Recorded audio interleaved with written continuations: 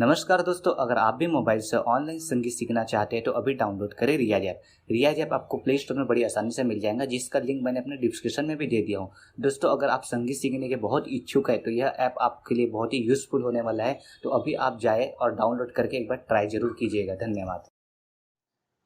नमस्कार दोस्तों, आप देख रहे हैं एस म्यूजिक यूट्यूब चैनल। तो दोस्तों, आप सभी का बहुत ज़्यादा कमेंट आ रहा था कि शेर बाजा जो टाइगर धुन जो डीजे धुन में बहुत ही प्रचलित धुन है, तो आप लोगों का बहुत ज़्यादा कमेंट आ रहा था कि टाइगर धुन का एक वीडियो बनाओ। तो दोस्तों, आज के इस वीडियो में हमने टाइगर धुन ही बजाया। उम्मीद करता हूँ कि इस कोरोना काल में यह वीडियो आपको पूरा डीजे धमाल याद दिला देगा। तो चलिए चलते हैं वीडियो की ओर। अगर आपको वीडियो पसंद है तो लाइक कर दे, शेयर कर दे, और आपने हमारे चैनल को सब्सक्राइब नहीं किया है तो सब्सक्राइब कर दे।